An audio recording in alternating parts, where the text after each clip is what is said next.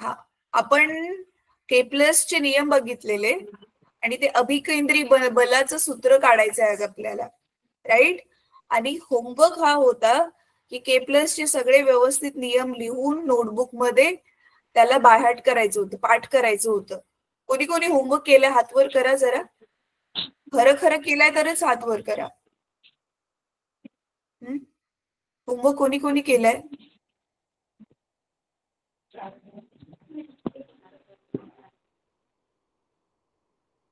मोठा हात वर करा म्हणजे मला दिसेल, कारण तुम्ही सगळे कॅमेऱ्यात खूप छोटे छोटे दिसताय मला. बरं ठीक आहे, चला. काही जणांनी होमवर्क केलाय आणि काही जण नवीन जॉईन झालेत.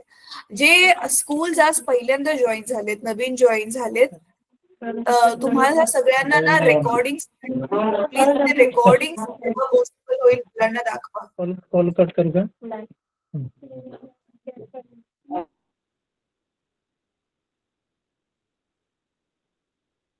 मी परत एकदा सांगते, जे स्कूल आज पहिल्यांदा जॉईन झालेत आणि मागचे जे क्लासेस तुमचे मिस झालेत त्याचे रेकॉर्डिंग्स दाखवा मुलांना जेव्हा जेव्हा तुम्हाला जमेल. चला, तर आता आपण आज क्लास चालू करूयात. आता ह्याच्यापेक्षा जास्त आपण नाही वेट करू शकत. थोडक्यात रिवाइज करवते तुम्हाला टेक्स्टबुक मधून आपण आतापर्यंत काय बघितलंय, म्हणजे जे स्कूल आज जॉईन झालेत नवीन त्यांना थोडीशी आयडिया येईल.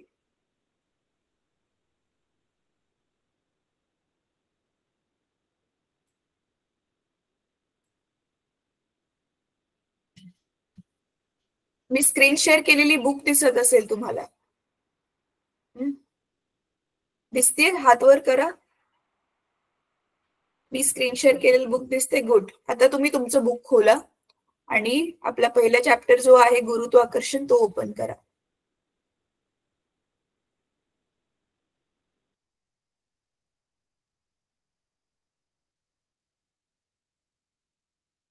चला, आता इथे जो गुरुत्वाकर्षण चॅप्टर आहे हा आपण बहुतेक 3 क्लास आधी चालू केलेला.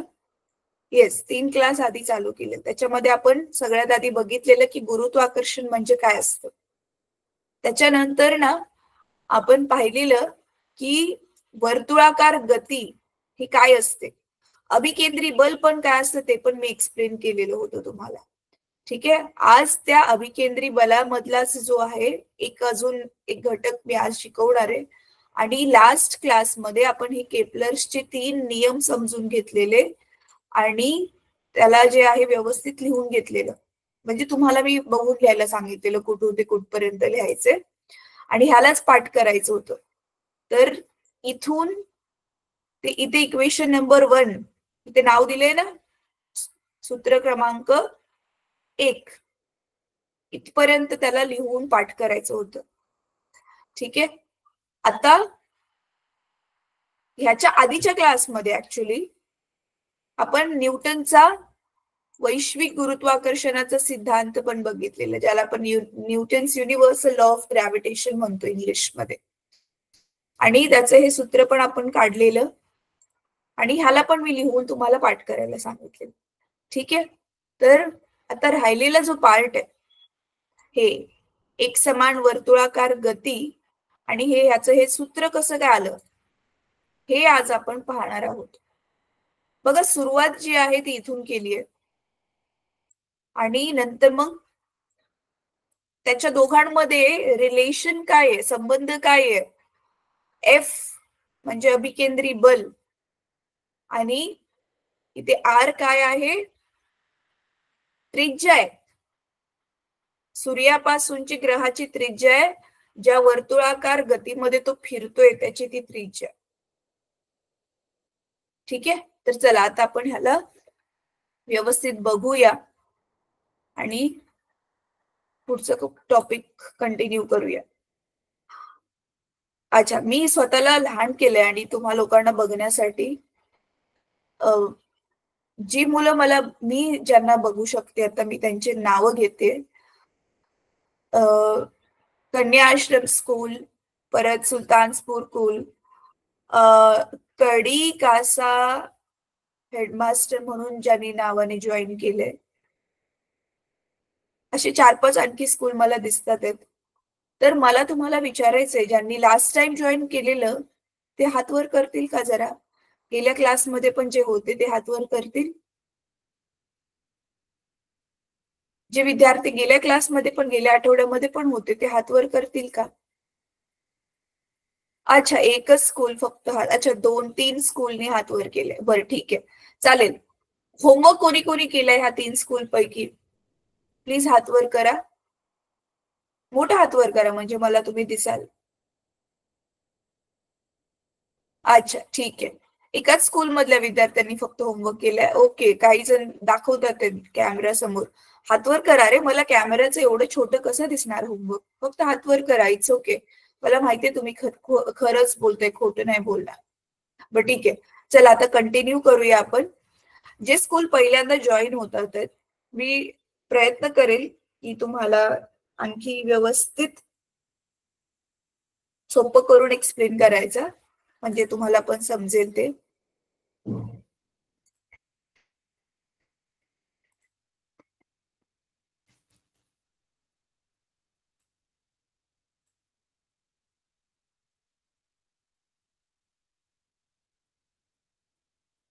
माझा सफेद फळा दिसत असेल सगळ्यांना? दिसतोय?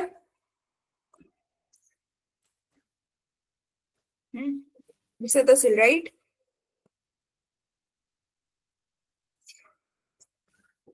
तर बघा, पहिली गोष्ट ना, थोडक्यात मी परत एकदा रिपीट करते की अभिकेंद्री बल म्हणजे काय असतं.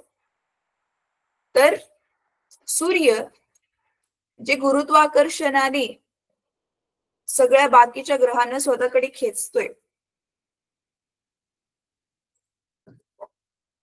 आपण काय बघितलेलं केप्लरच्या पहिल्या नियमामध्ये की ग्रह जे आहेत ते सूर्याभोवती असं लंब वर्तुळाकार गतीने फिरतात. ते परफेक्ट वर्तुळ नाही, असं लंब वर्तुळ आहे.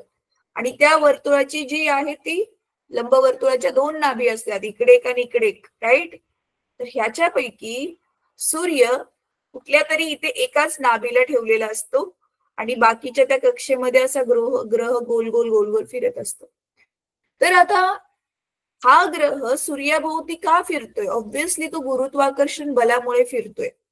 ते गुरुत्वाकर्षण बल तेवढंच त्या ग्रहावरती लागलं जातंय की जसं आता पृथ्वीवरती तुम्ही कधी विचार केलाय, पृथ्वीच्या गुरुत्वाकर्षणामुळे पृथ्वीवर सगळ्या वस्तू येऊन पडतात, बरोबर आहे? मग चंद्र का नाही पडत? चंद्र पण तर फिरतोय ना पृथ्वीभोवती, पृथ्वीच्या गुरुत्वाकर्षणामुळे. तर ऍक्च्युअली चंद्र बराच लांब आहे पृथ्वीपासून आणि चंद्रावरती तेवढंच गुरुत्वाकर्षण बल दिलं जाते की जेणेकरून तो पृथ्वीच्या भोवती गोल गोल गोल गोल फिरेल. सेम सूर्याच्या बाबतीत पण तसंच होतंय. सूर्याद्वारे जो गुरुत्वाकर्षण बल लावलं जाते सगळ्या ग्रहांवरती, तर ते तेवढंच लावलं जाते जेणेकरून ते ग्रह गोल गोल गोल गोल फिरतील. जर समजा असं कधी होणार तर नाही, पण समजा सूर्याचं गुरुत्वाकर्षण बल अचानक वाढलं तर त्यावेळी शक्य आहे की सगळे जे ग्रह आहेत किंवा जे एकदम ऍटलीस्ट जवळजवळचे ग्रह ते जाऊन सूर्याला आदळतील, जसं पृथ्वीवर सगळ्या गोष्टी पडतात. ठीक आहे. तर मग हे सूर्याद्वारे जे ह्या ग्रहावरती हे जे बल लावलं जातंय, तर ऍक्च्युअल मध्ये काय करतोय, सूर्य त्या ग्रहाला स्वतःकडे खेचतोय, आकर्षित करतोय, राईट? मग हे सूर्याच्या केंद्रकाकडे सूर्याने खेचल्यामुळे जे बल काम करते ते बलच आहे इथे अभिकेंद्री बल. अभिकेंद्री बल. आणि ह्याच अभिकेंद्री बलाचा तुम्हाला इथे डायरेक्टली सूत्र दिलेलं आहे, डायरेक्ट फॉर्म्युला दिलाय mv²/r. हा फॉर्म्युला तुम्हाला जसंच्या तसा सुरुवातीला पाठ करायचा आहे. हा फॉर्म्युला येतो कसा हे तुम्हाला मोठ्या क्लासेस 11वी-12वी मध्ये असेल, ते आता नाही येते. फॉर्म्युला तो आलाच कसा, कुठून आला, राईट? शास्त्रज्ञांनी तो फॉर्म्युला, तो सूत्र कसं शोधून काढलं ते तुम्हाला 11वी-12वीला. ठीक आहे.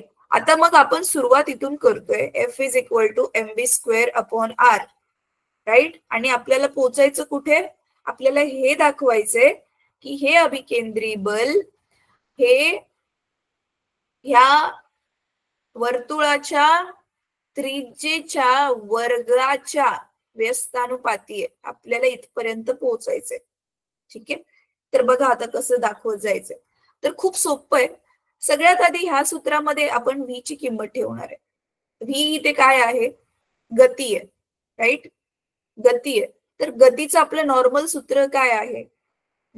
लास्ट क्लासमध्ये आपण बघितलेलं की टाइम पिरियड, ग्रहाचा टाइम पिरियड काय असतो? टाइम पिरियड म्हणजेच इंग्रजीमध्ये टाइम पिरियड म्हणतात, मराठीमध्ये आपण त्याला काय नाव दिलेलं? कुठला काल? कुठला काल? रे केप्लरच्या तिसऱ्या नियमामध्ये होतं ना, आवर्तकाल. तर आवर्तकाल काय असतो ते पण क्विकली आठवण करून देते की एक पूर्ण राऊंड मारण्यासाठी ग्रहाला किती काल लागतं, म्हणजे किती वेळ लागतो, त्याला म्हणतात आवर्तकाल. ठीक आहे. तर आता एक पूर्ण राऊंड मध्ये ग्रह किती अंतर कापणार आहे? तर ते ऑब्व्हियसली 2πr असेल, म्हणजे त्याचा परिघ है ना, वर्तुळाचा जेवढा परिघ आहे तेवढंच तर त्याचं हे असेल, अंतर कापलेलं असेल. आणि एक राऊंड मारण्यासाठी त्याला जेवढं त्याचा आवर्तकाल आहे तेवढाच टाइम लागणार आहे. राईट? मला एक गोष्ट सांगा, आता बघूयात मी बोलते ते किती समजते तुम्हाला. पृथ्वीचा आवर्तकाल किती आहे? कोण सांगेल? थांबा मी हे थांबवते म्हणजे तुम्ही मला दिसाल सगळे. पृथ्वीचा आवर्तकाल किती आहे? कोणाकोणाला माहिती आहे त्यांनी हात वर करा. पृथ्वीला सूर्याभोवती एक राऊंड मारण्यासाठी किती वेळ लागतो त्यालाच आवर्तकाल म्हणतोय आपण. राईट? तर पृथ्वीला सूर्याभोवती एक राऊंड मारायला किती काळ लागतो? ज्यांना ज्यांना माहिती आहे त्यांनी हात वर करा. ओके, ठीक आहे, गुड. ज्यांना माहिती आहे एक जण कोणी तर पटकन येऊन कॅमेऱ्याच्या समोर सांगेल. 1 वर्ष. Yes, very good. 1 वर्ष म्हणजे 65 दिवस. राईट? असं कधी झालंय की अरे एक राऊंड ह्या वेळेस पूर्ण केल्या पृथ्वीने तर 365 दिवस लागले, मागच्या कुठल्या तरी वर्षी 364 लागलेले, त्याच्या आधी कुठेतरी 360 लागलेले, असं कधी झालंय? राईट? हा जो आवर्त काळ आहे तो कधीच नाही बदलत. राईट? प्रत्येक वर्षी तेवढाच आहे. जसं जसा वेळ जातोय तसं तसं आपण बघतोय पृथ्वीला तेवढाच वेळ लागतोय सूर्याभोवती एक राऊंड कंप्लीट करण्यासाठी. राईट? तर मग आता हे बघा, पृथ्वीच्या संदर्भामध्ये आता आपण हे समजून घेऊया.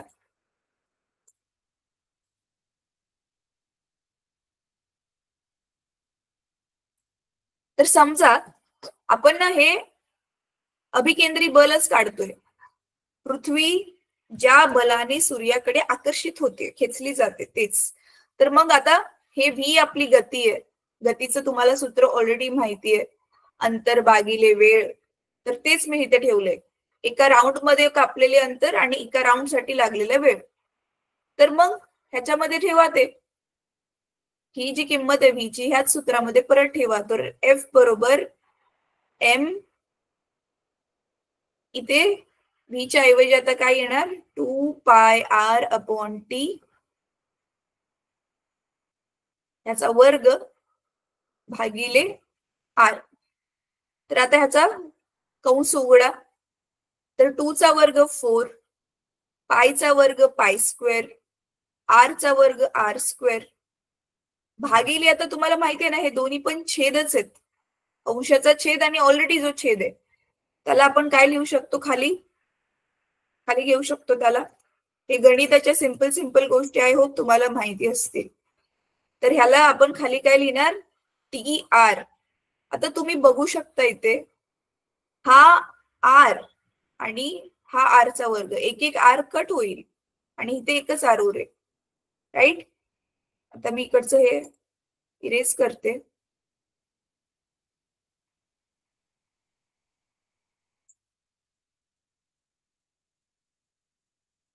तर काय उरलं मग आपल्याकडे? एफ बरोबर, आता हे तुम्हाला माहिती आहे ना मुलांनो, हे आपण नेहमी जो नंबर असतो तो आणि जी किंमत असते ती आधी लिहितो. तर 4 पाय स्क्वेअरला मी आधी लिहिते आणि एम आणि आर जे उरलंय ते मी बाजूला लिहिते आणि खाली टी. आता ह्याला काय करणार आहे आपण, दोघांना आपण कशाने गुणणार आहे, आर वर्ग भागिले आर वर्ग. तुम्हाला माहिती आहे ना, कुठल्या पण संख्येला त्याच संख्येने गुणलं किंवा भागलं तर ती किंमत बदलत नाही, कारण हे तसं पण कट होणार असतं, तर आपण एक्स्ट्रा असं काय टाकत नाहीये, राईट. तर आता मी तेच करणार आहे. तर मी काय केलं, ह्याला दोन्ही बाजूंना म्हणजे ह्याला वर आणि खाली आर स्क्वेअरने गुणलं. तर आता मी लिहिण्याची पद्धत बघा चेंज करते, ती नीट समजून घ्या. तर हे एफ जसंच्या तसं लिहिलं मी, 4 पाय एम, आणि इथे पण आर आहे आणि इथे पण आर आहे, तर हा इथे काय बनेल, आर चा घन, बरोबर. आणि इथे मी काय करते, टी ला बाजूला इकडे खाली लिहिते आणि खालचा इकडचा जो आर स्क्वेअर आहे, आरचा वर्ग आहे, त्याला मी इथे लिहिते, राईट. आता नीट बघा काय करते पुढे मी. तर ही एफ मी जसंच्या तसं ठेवलं. हे तुम्हाला आठवतंय, हे सिमिलर गोष्ट, सेम टू सेम गोष्ट तुम्ही ऑलरेडी आधी पण बघितली.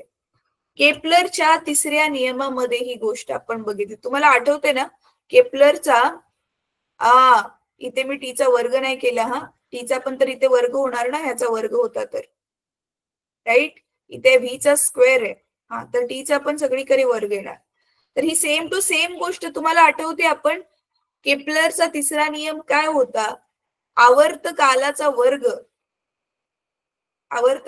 वर्ग हा समानुपाती असतो, कशाला, सरासरी अंतराच्या वर्गाच्या, घनाच्या, सॉरी.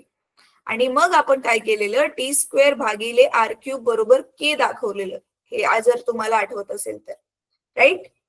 तर पण इथे तुम्ही बघू शकता टी वर आहे आणि आर चा घन खाली आहे, म्हणून मग मी आता ह्याला कसं लिहू शकते, तुम्हाला माहिती आहे ना, आपण घातांकाचा एक नियम शिकलेलो.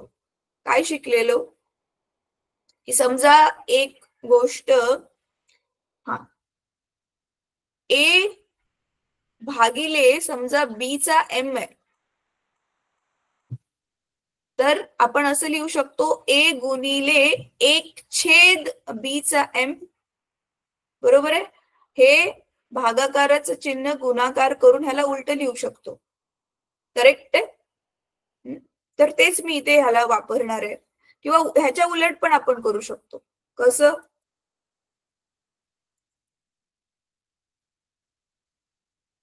समजा ए भागिले 1 बी चा एम आहे, तर हा खाली जो आहे, मग ह्याला आपण असं करू शकतो, राईट.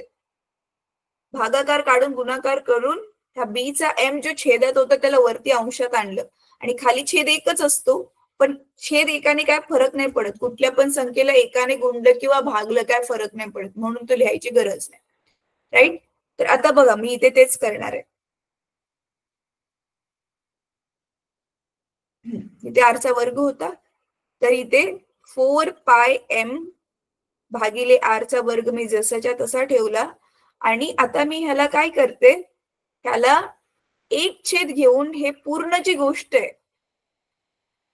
ह्यालाच मी काय करू शकते, उलट लिहू शकते, असं.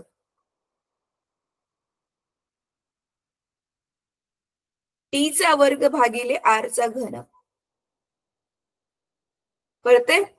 1 घेतला आणि मग जे हे वर खाली जे होतं त्याला वर टाकलं, टीचा वर्ग, आणि आर क्यूबला खाली घेतलं, ठीक आहे. असं आपण करू शकतो, कारण इथे मी जो गुणाकार होता तो गुणाकारच ठेवून त्याला वरतून खाली आणले. तर मग आता ह्याची किंमत काय आहे, तो 4 पाय एम जसंच्या तसं आरचा वर्ग जशाचा तसा, आणि ह्याची किंमत आहे, आपण बघितलं, ह्याची किंमत आहे के, केपलरच्या लॉ मध्ये, राईट. आता ना, जेव्हा आपण एका ग्रहाबद्दल बोलतोय, फक्त एकाच ग्रहाबद्दल बोलतोय, तर बघा सूर्य आणि ही जी पृथ्वी आहे, आता हे 4 आणि पाय तर संख्याच आहेत, राईट.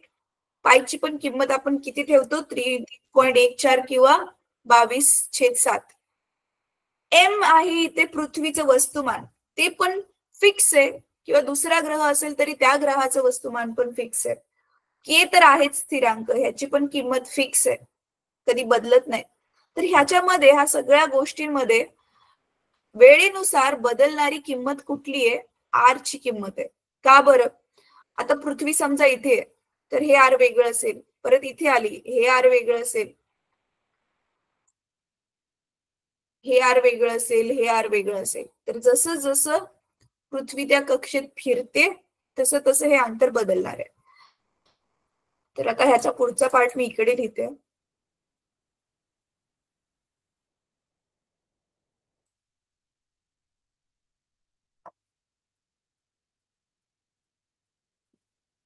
तर बघा, मग मी आता परत ह्याला लिहिण्याची पद्धत बदलते. तर एफ बरोबर जे स्थिर आहेत गोष्टी, ज्याची किंमत नाही बदलत आहेत, त्याला मी एकत्र लिहिते असं. आणि फक्त कशाची किंमत बदलते? ह्या आर ची किंमत बदलते, राईट? तर मग तुम्हाला आठवतंय आपण जसं केपलरच्या लॉ मध्ये पण काय केलेलं, आपण बघितलेलं टीचा वर्ग हा समानुपाती आहे आरच्या घनला. त्यावेळी पण आपण हे समानुपातीचं चिन्ह काढून काय करतो, बरोबर चिन्ह टाकून के घेऊन बाकीच्या संख्या जशा तशा लिहितो, राईट? मग उलट पण तर करू शकतो ना. आता बघा, आपल्याकडे बरोबरचं चिन्ह आहे आणि स्थिर व्हॅल्यू ज्या बदलत नाही त्या ह्या सगळ्या व्हॅल्यूज आहेत, राईट? मग आपण काय करू शकतो इथे? मग आता उलट करणार आहे, बरोबरचं चिन्ह काढून आपण काय लिहू शकतो? एफ हा आरच्या वर्गाला काय व्यस्तानुपाती आहे. आणि हेच आपल्याला शोधून काढायचं होतं, हेच काढायचं होतं, तुमच्या पुस्तकात दिलंय, बरोबर, राईट? तर आता हे तुम्ही पुस्तकामधून जसंच्या तसं कॉपी करू शकता. आता इथून फळ्यावरून कॉपी करायची गरज नाही, पण हा आपला क्लास झाल्यावरती नक्की कॉपी करा. बर, आता ज्यांना ज्यांना आता मी जे शिकवलं हे सूत्र कसं आलं, हे ज्यांना ज्यांना समजलं त्यांनी हात वर करा. सोपं होतं, राईट? आधी फक्त काय घ्यायचं होतं? डायरेक्ट जे सूत्र दिले ते घ्यायचं होतं. त्याच्यानंतर त्याच्यामध्ये आपण व्ही ची, ठीक आहे, हात खाली करा. त्याच्यानंतर आपण त्याच्यामध्ये काय केलं? व्ही ची किंमत टाकली. परत एकदा एक्सप्लेन करते. बघा, आधी आपण जसंच्या तसं हे सूत्र होतं ते लिहिलं, त्याच्यानंतर इथे व्ही ची किंमत आपण टाकली, ही व्ही ची किंमत इथे टाकली, मग कंस ओपन केला वर्ग करून, आणि इथे आर आर एक एक आर कट झाला आणि एक आर उरलेला होता, राईट? मग त्याला व्यवस्थित लिहिलं आणि छेदाला आणि अंशाला आर वर्गने गुणलं. तर पहिली स्टेप काय होती? फक्त व्ही ची किंमत टाकून सोडवा. दुसरी स्टेप काय होती? आर वर्गने छेदाला आणि अंशाला गुणलं, ही दुसरी स्टेप होती.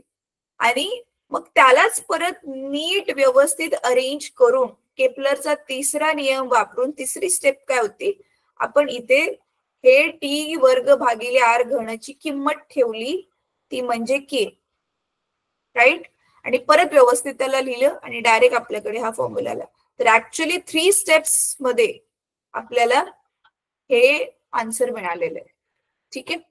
तर चला, आता आता तो मजेवाला एक्साइटिंग टाइम आहे हा.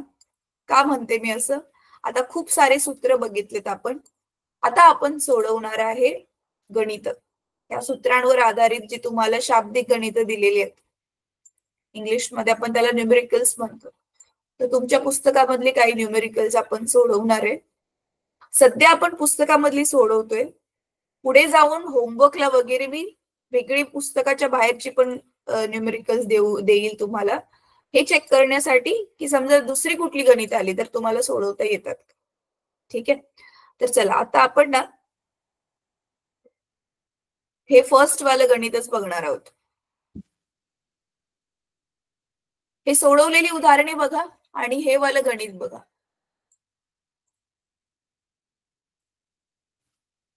आता हा ना फिजिक्स मध्ये ना मुलांना, भौतिक शास्त्रामध्ये ही शाब्दिक गणित सगळीकडे खूप महत्वाची आहेत, कारण जवळजवळ 50% तुमचं फिजिक्स मध्ये गणितच असतात, गणितच भरलेली असतात.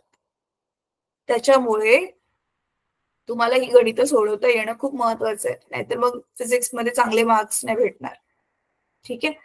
तर चला, आता ना शाब्दिक गणित सोडवताना ना जसं जसं गणित वाचत जातोय ना तसं तसं दिलेल्या गोष्टी लिहत जायच्या असतात. पूर्ण गणित संपायचा वेट नाही करायचा.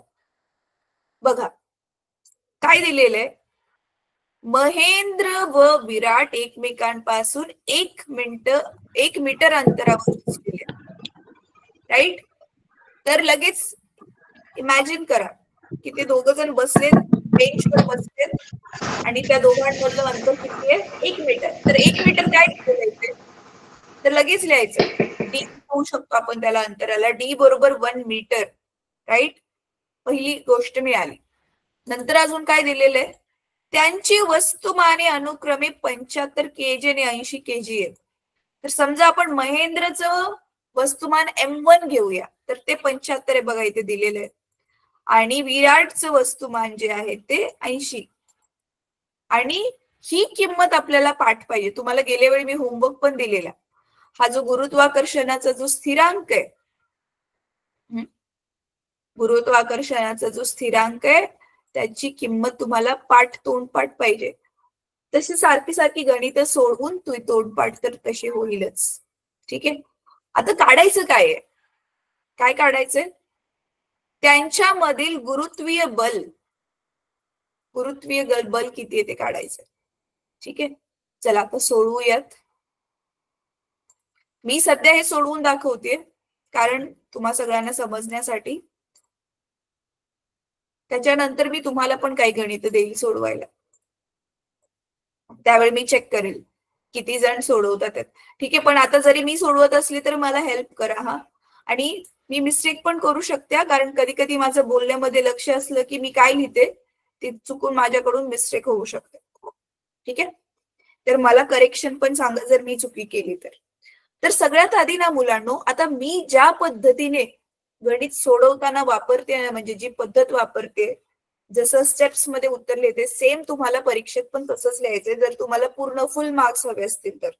आणि हो, हँडरायटिंग मोस्टली मराठी मीडियमच्या बऱ्याच मुलांचं हँडरायटिंग चांगलं असतं, तरी पण ऍटलीस्ट कसं तरी हँडरायटिंग करा की समोरच्याला ते वाचता येईल. हा, thank you so much mic mute केल्याबद्दल. चला तर आता आपण लिहूयात आधी.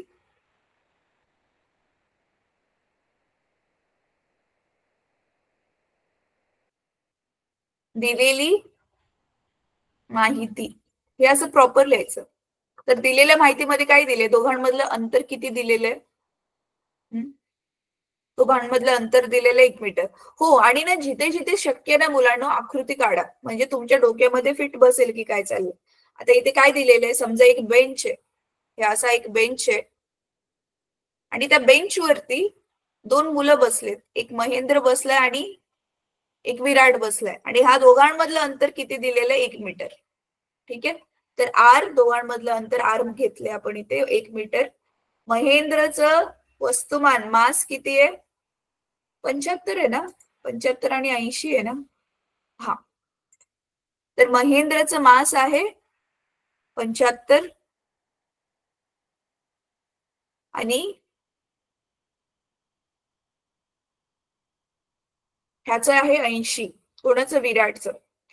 आणि गुरुत्वाकर्षणाचा जो स्थिरांक, गुरुत्वीय स्थिरांक, त्याची किंमत तुम्हाला पाठ करायची, 6.67 इंटू 10⁻11 न्यूटन मीटर स्क्वेअर पर केजी स्क्वेअर, म्हणजे 6.67 गुणिले 10⁻11 न्यूटन मीटरचा वर्ग प्रति केजीचा वर्ग, हे पाठ करायचं. ठीक आहे. आता ना नेक्स्ट आपण लिहितो टू फाइंड, म्हणजे काय शोधायचंय. तर इथे तुम्ही लिहू शकता शोधणे थोडक्यामध्ये. ठीक आहे. म्हणजे काय शोधायचंय ते असं लिहू शकता. तर आता आपल्याला ह्या दोघांमधलं काय काढायचंय, गुरुत्वीय बल एफ काढायचंय. ठीक आहे. आणि आपण नंतर तिसरं काय लिहिणार, सूत्र. आपण कुठलं सूत्र वापरणार आहे, तर आपण हे वालं सूत्र वापरणार आहे, न्यूटनचा गुरुत्वाकर्षणाच्या नियमाचं सूत्र वापरणार आहे, M1 M2 भागिले आर वर्ग. बरोबर आहे. मग काय, सगळ्या किमती ऑलरेडी दिलेल्या आहेत, डायरेक्ट किमती ठेवायच्या आहेत आणि कॅल्क्युलेशन्स करायचे आहेत. आता हा, इथे तुम्ही कॅल्क्युलेशन किती चांगलं करताय, आणि किती लवकर करताय ते बघितलं जाईल. आणि इथे लिहू शकतो आपण लास्ट गोष्ट ती सोडवणे.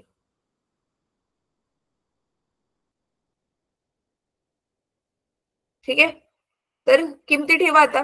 हा, इथे हवं तर लिहा जसं तुमच्या पुस्तकामध्ये पण दिलंय. न्यूटनच्या गुरुत्वाकर्षणाच्या सिद्धांतानुसार. आता मी ते एवढं लांब आहे ते शॉर्ट मध्ये लिहिते. न्यूटनच्या गुरुत्वाकर्षणाच्या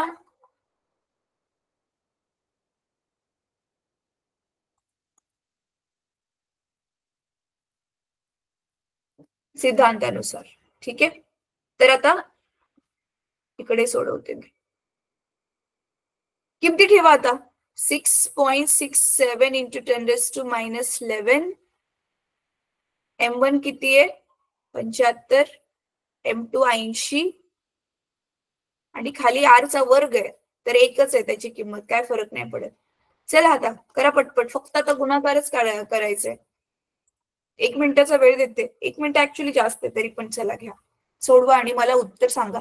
प्लीज पुस्तकामध्ये उत्तर नका बघू. हा, एवढं सगळं सोडवल्यावर काय आता कॅल्क्युलेशन फक्त करायचे.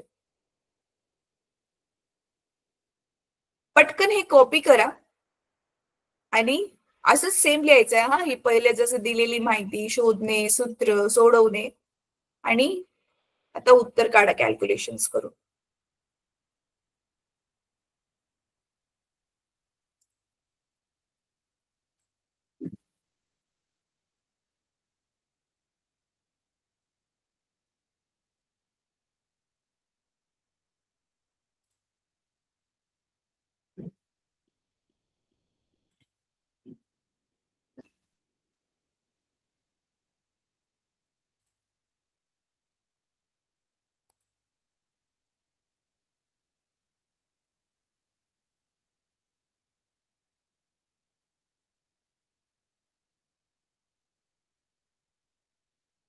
चला चला लवकर करा.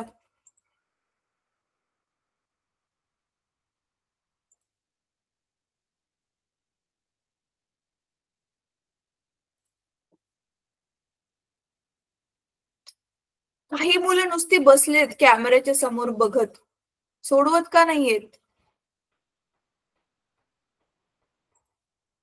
कॉपी पण नाही करत आहेत जे फळावरती येते.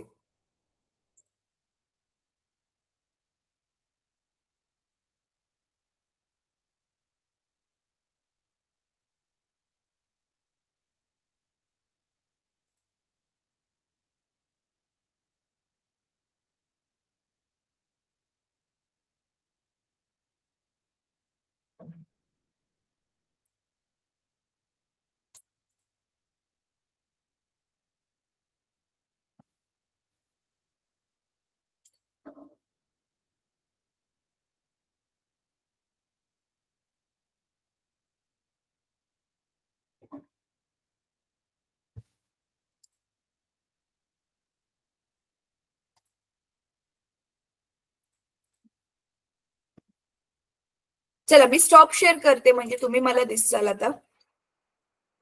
म्हणजे स्क्रीन काढली मी माझी. ज्यांचे ज्यांचे सोडवून झाले जरा हात वर करा.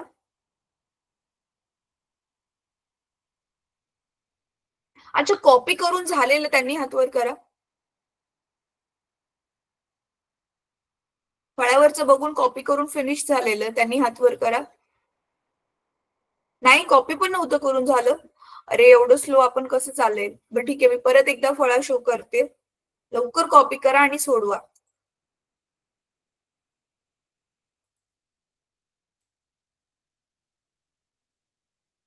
हे तुमच्या पुस्तकामध्ये पण दिलंय मुलांना. फक्त नोट करा की मी कसं कसं लिहिलंय आणि डायरेक्ट आता कॅल्क्युलेशन करून मला सांगा जर कॉपी करायला वेळ लागत असेल तर. चला लवकर.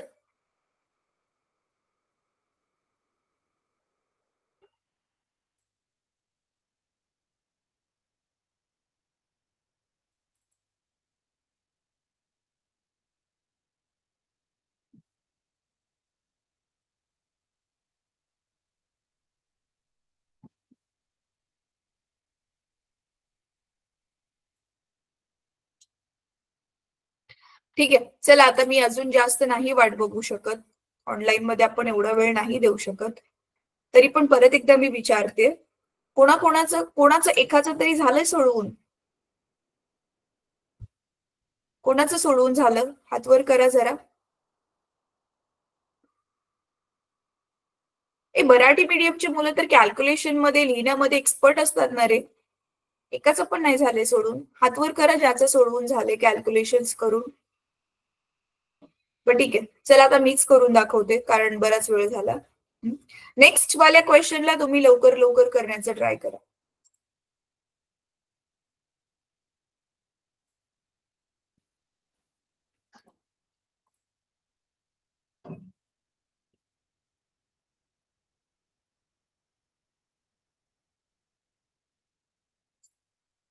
बघा, आधी काय करणार आहे आपण, हे जे 10चा 11वा घात आहे, आधी त्याला बाजूला लिहून टाका.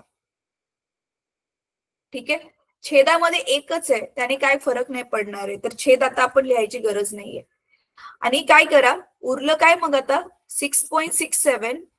आणि आता आधी हे 75 आणि 80 ला गुणा. ठीक आहे, आता मी कॅल्क्युलेशन करायला मला दुसरीकडे जागा नाहीये, मी इथे करते. हा, तर 75 आणि 80 ला गुणायचे, राईट. तर तुम्हाला माहिती आहे, शून्य जिथे पण गुणाकारामध्ये असतो तो एक एक्स्ट्रा शून्य येणारच आहे, जेवढा शून्य, तर तो मी डायरेक्ट टाकून देते. आता मग 8 ने गुणा, तर 8 पंचे 40, ह्याच्याला गेली 4, आणि 8 7 56 आणि 4 60, बरोबर. तर ह्याचं उत्तर आलं 6000. आता किती इझी आहे, 6.67 ला 6000 ने गुणा. इथे पण आता तुम्हाला ऑलरेडी माहिती आहे, 3 शून्य जशाच्या तशा राहणार आहेत. मग 6 7 42, ह्याच्याला गेले ते 4, 6 7 36 37 38 39 40, ह्याच्याला गेले 4, परत 6 7 36 37 38 39 40, राईट. आणि बघा इथे ना पॉइंट नंतर किती 2 घर आहेत, म्हणजे आपल्याला 2 घर सोडून पॉइंट द्यावा लागेल, म्हणजे पॉइंट इथे कुठेतरी येईल. मग उत्तर काय आलं, 4002 पॉइंट नंतर 2 शून्यच आहेत, काय फरक नाही पडत. मग पॉइंट नंतर माहितीये ना, शून्य असेल तर त्याची किंमत नसते, तर मी काढून टाकते ते डायरेक्ट. त्याचा अर्थ, बरं समजा थोडा वेळ आता ठेवूया आपण, कारण मला पॉइंट शिफ्ट करायचं म्हणून मी ठेवलाय, तुम्हाला समजावं म्हणून. तर पॉइंट नंतर 2 शून्य आहेत, बरोबर आहे. आता नीट बघा, जेव्हा कधी पण ना असं 10चा काहीतरी घात बरोबर असेल, किंमत खूप कमी किंवा खूप जास्त असल्यावर इथे 10चा घात असतो, बरोबर. तर ना लिहिण्याची स्टँडर्ड पद्धत ती काय असते, की मग 10च्या घाताबरोबरचा जो नंबर आहे, तो नंबर आपण असा लिहितो की एक पहिलं जे डिजिट आहे, पहिले जे घर आहे, ते सोडून आपण पॉइंट देतो. म्हणजे काय, मला काय म्हणायचंय, की मला इथे पॉइंट हवा, म्हणजे हे एक घर सोडून इथे पॉइंट हवा. तर म्हणून मग मी काय करते आता, बघा किती घरांनी पॉइंट शिफ्ट करायचंय, 1 2 3 आणि 4, राईट.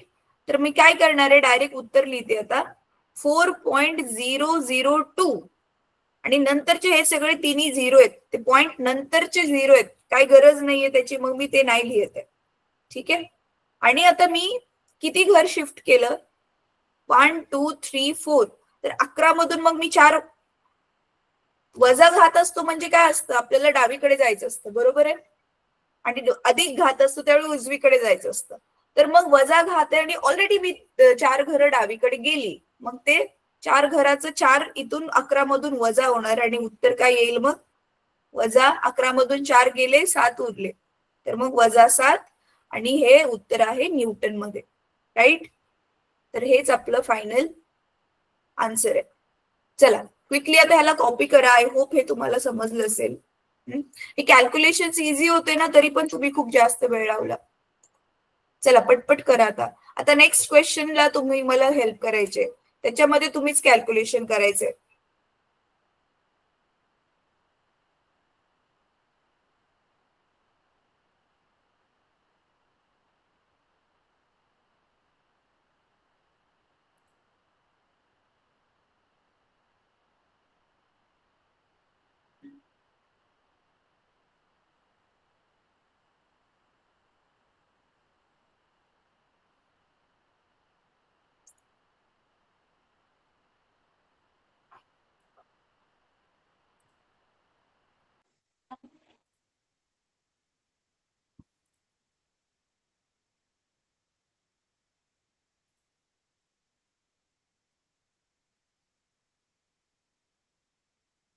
झालं कॉपी करून?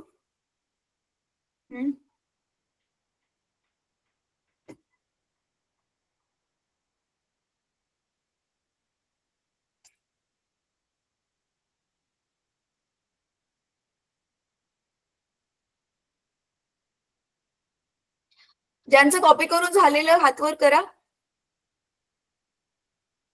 ठीक आहे, ओके. सी, तुमच्या शाळेपैकी 1-2 मुलांचं जरी कॉपी करून झालं असेल ना, नंतर त्याचं तुम्ही कॉपी करू शकता. तसं पण हे ऑलरेडी तुमच्या पुस्तकामध्ये दिलंय. ठीक आहे, आता नेक्स्ट गणित बघूया आपण पुस्तकामधलंच.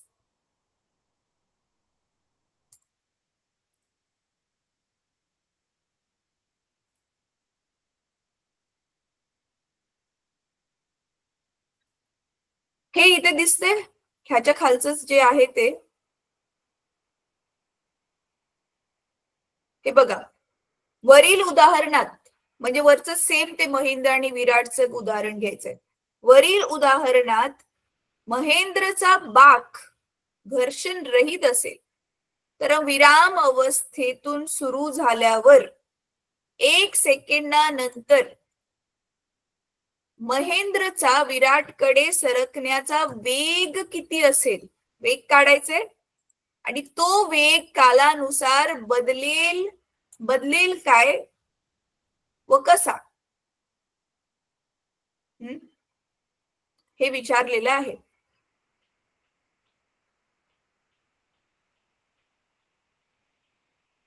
तर आता आपण बघूया, त्याला सोडूया. आता इथे काय माहिती दिलीये? एकतर तो विराम अवस्थेमधून सुरू करतोय आणि नंतर 1 सेकंड वेळ घेतोय तो. तर आता इथे बघा मुलांनो, नीट लक्ष द्या मी काय म्हणते ते, की खूप वेगवेगळ्या प्रकारची बल आहेत, तुम्ही ऑलरेडी शिकलेले आहेत, बरोबर आहे.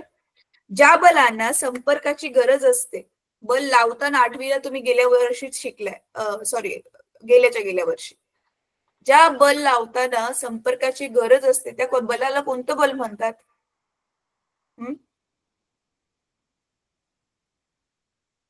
कोणतं बल म्हणतात त्या बलाला? जे बल लावताना 2 वस्तूंमध्ये संपर्क असण्याची गरज आहे त्याला कोणतं बल म्हणतात? मी जो प्रश्न विचारलाय त्याच्यामधलाच एक शब्द त्याचं उत्तर आहे. अरे तुम्ही एवढं तुमची मेमरी खराब नसेल ना, पटकन कोणीतरी समोर येऊन अनम्यूट करून उत्तर द्या. जे बल लावताना 2 वस्तूंमध्ये संपर्काची गरज आहे त्याला कोणतं बल म्हणतात? संपर्काची गरज आहे, मग कोणतं बल आहे? अच्छा, ज्यांना उत्तर माहिती हातवर करा जरा. हा, मग कोणीतरी एक जण पुढे येऊन द्या ना उत्तर अनम्यूट करून.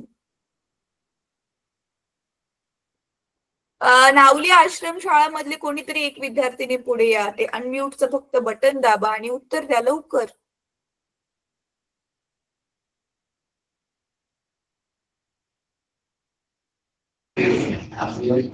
वस्तुमान बल. संपर्क, 2 वस्तूंमध्ये संपर्काची गरज आहे तेव्हा आपण जे बल लावतो ते बल कोणत्या प्रकारचं बल आहे?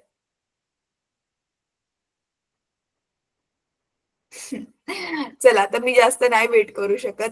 संपर्क बल होतं ना 8वीला, ज्या बलाला संपर्काची गरज आहे, संपर्क बल. आणि ज्या वेळी बल लावताना 2 वस्तूंमध्ये संपर्काची गरज नाहीये, मग त्याचं काय नाव असेल? असंपर्क बल, राईट. परत संपर्क बलामध्ये तुम्ही 2 प्रकारची बल बघितलेली, स्नायू बल आणि घर्षण बल, बरोबर आहे. आपण आपल्या स्नायूंना यूज करून, हाताला यूज करून ज्यावेळी बल लावतोय, कधी कधी बघा आपण पाठीने पण धक्का देतो ना, तर स्नायूंना यूज करून जे बल लावतोय त्याला स्नायू बल म्हणतो आपण. घर्षण बल, 2 वस्तू एकमेकांच्या संपर्कात आल्यावर त्या घासल्या जातात एकमेकांशी, त्याला घर्षण बल म्हणतात, बरोबर आहे. आणि असंपर्क बलांमध्येच मग तुम्ही बघितलेली ही, ज्या वस्तूंना संपर्काची गरज नाहीये. आता एक्झाम्पल साठी बघा, माझ्या हातामध्ये एक वस्तू आहे, दिसते. आता ही वस्तू मी फक्त पकडली आहे आणि मी न बल लावता हिला फक्त सोडून दिली, काहीच नाही केले. आता तुम्हाला माहिती आहे बल लावल्याशिवाय वस्तूला गती प्राप्त नाही होऊ शकत. तरी पण मग ह्या वस्तूला गती प्राप्त झाली आणि खाली पडली. कसं काय? कोणी बल लावलं त्या वस्तूवर? कोणी बल लावलं? पृथ्वीने बल लावलं ना. म्हणून गुरुत्वाकर्षण बल काय आहे? असंपर्क बल आहे. म्हणजे आपण त्याचा धडा पूर्ण बघतोय. अशी अजून 2 असंपर्क बल 8वी मध्ये शिकलेला कोण आठवण करून देईल मला? 2 अजून असंपर्क बल होती.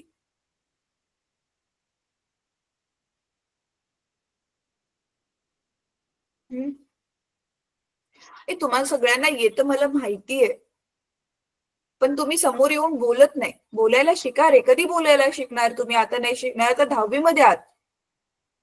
चला चला लवकर या कोणी तर. किती मोठे आहात ना तुम्ही.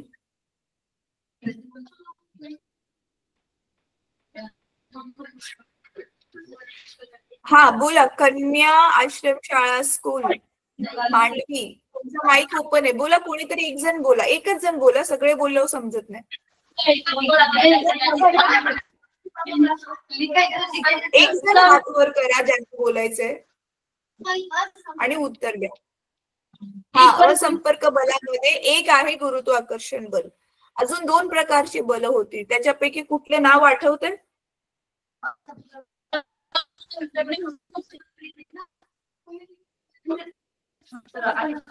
बर चला. एक होतं चुंबकीय बल आणि दुसरं कोणतं होतं?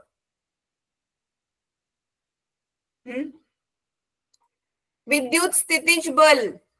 आठवते ना? कंगवा डोक्यावर ड्राय केसांवर घासला मग तो जे पेपरचे छोटे छोटे तुकडे त्याला स्वतःकडे खेचतो. राईट. बर चला आता इथे पटकन, आता आपल्याकडे 5च मिनिट आहेत. हे गणित सोडवूयात. काय दिले आता? सेम तेच गणित आहे.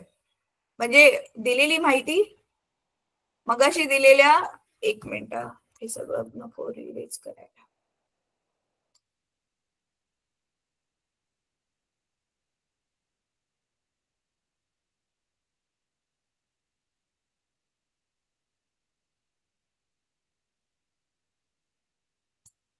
बघा आता पटपट सोडवूया त्याला. सेम तोच बेंच आहे आणि आता नीट बघा. हा, महेंद्रचं जे वस्तुमान आहे 75 आहे आणि ह्याचं वस्तुमान किती आहे? विराटचं वस्तुमान आहे 80. तर विराटचं वस्तुमान जास्त आहे त्याच्यामुळे त्याच्याकडे महेंद्र खेचला जाईल. बरोबर आहे.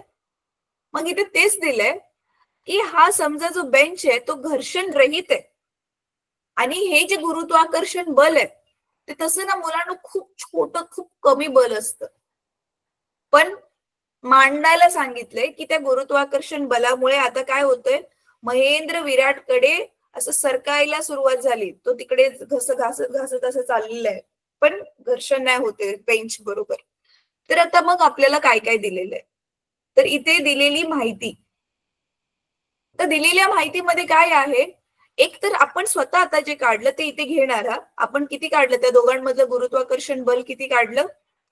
4.002 ना इंटू 10⁻⁷ न्यूटन. बरोबर आहे. टाइम दिलेला आहे. दोघांना टाइम किती लागणार आहे? 1 सेकंड. तिकडे 1 सेकंदात तो किती चाललाय घासत घासत. परत आपल्याला शोधायचं काय आहे? अच्छा हा, अजून हे पण तर दिलंय ना, तो विराम अवस्थेमधून सुरू करतोय म्हणजे सुरुवातीचा वेग दिलाय 0 दिलेला. यू आपण घेतो सुरुवातीचा वेग 0 मीटर पर सेकंड. ठीक आहे. आता आपल्याला काय काय शोधायचंय? आपल्याला व्ही शोधायचंय. राईट. अंतिम वेग शोधायचा आहे ना. बघा बर गणित काय दिलेलं आहे. 1 सेकंदानंतर महेंद्रचा विरामकडे सरकण्याचा वेग किती असेल? 1 सेकंदानंतरचा वेग म्हणजे 1 सेकंद संपतानाचा तो अंतिम वेग आपण असं म्हणू शकतो. तर तो किती आहे तो शोधायचा. ठीक आहे. तर चला आपल्याला काय करायचंय आता इथे? खूप सिंपल आहे हे गणित. फक्त जरा सरळ सरळ स्ट्रेट सूत्र नाहीये आपल्याकडे. डोकं लावावं लागेल. गेल्या वर्षी जे तुम्ही शिकला तर ते इथे आठवावं लागेल. तर आता मी काय करणार आहे बघा. सूत्र काय काय काढणार आहे. तर हे व्ही काढण्यासाठी आपल्याकडे आपण जे गेल्या वर्षी शिकलेल्या ते तीन सूत्र जर तुम्हाला आठवत असतील, V is equal to U plus AT, परत 2AS is equal to V square minus U square. तर V ज्याच्यामध्ये आहे तर ती दोनच सूत्र होती, राईट. जे अजून एक सूत्र होतं S is equal to UT plus half AT square, याच्यामध्ये V नाहीच आहे, त्याच्यामुळे हे तर आपण नाही यूज करणार. हे सूत्र वापरायचं असेल तर आपल्याला काय पाहिजे, ऍक्सेलरेशन पाहिजे.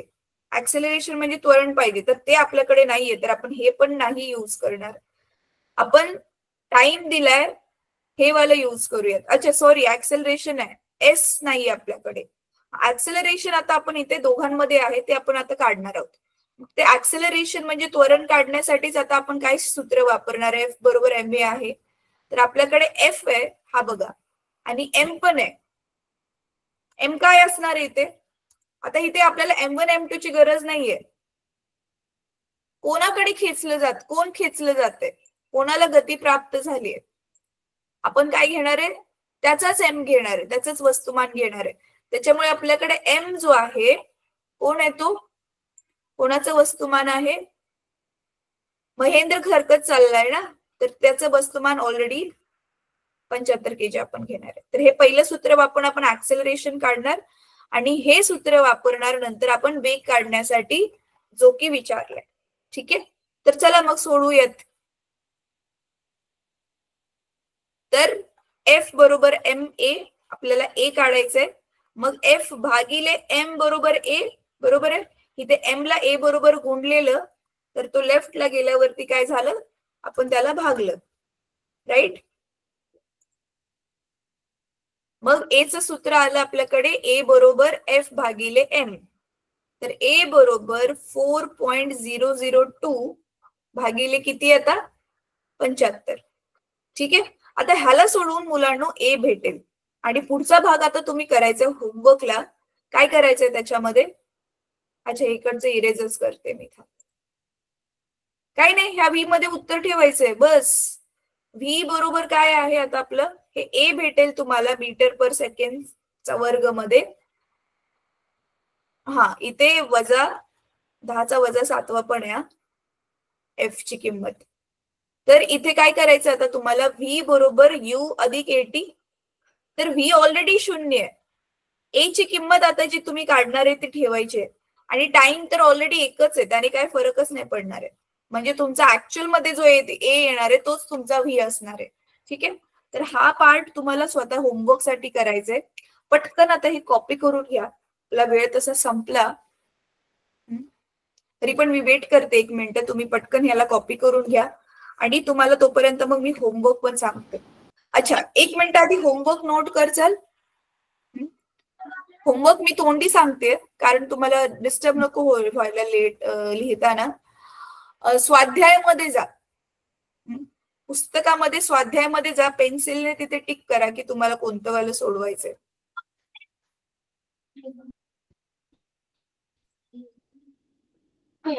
स्वाध्यायामध्ये, हा ऐका मुलांनो, स्वाध्यायामध्ये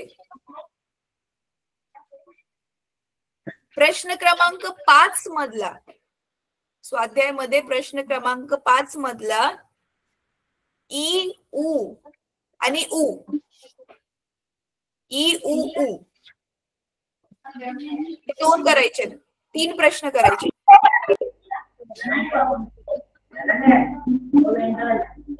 ठीक आहे, स्वाध्यायामधला प्रश्न क्रमांक 5 मधली जी गणित आहेत ना,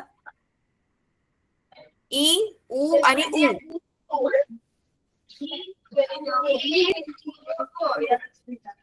अच्छा थांबा मी स्क्रीनवर,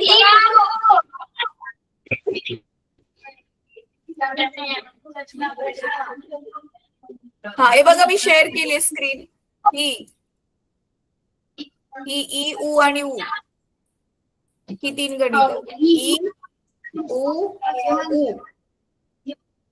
3 गणित होमवर्क साठी. ठीक आहे, ठीक आहे, चला आता आपण क्लास संपूया तिथे.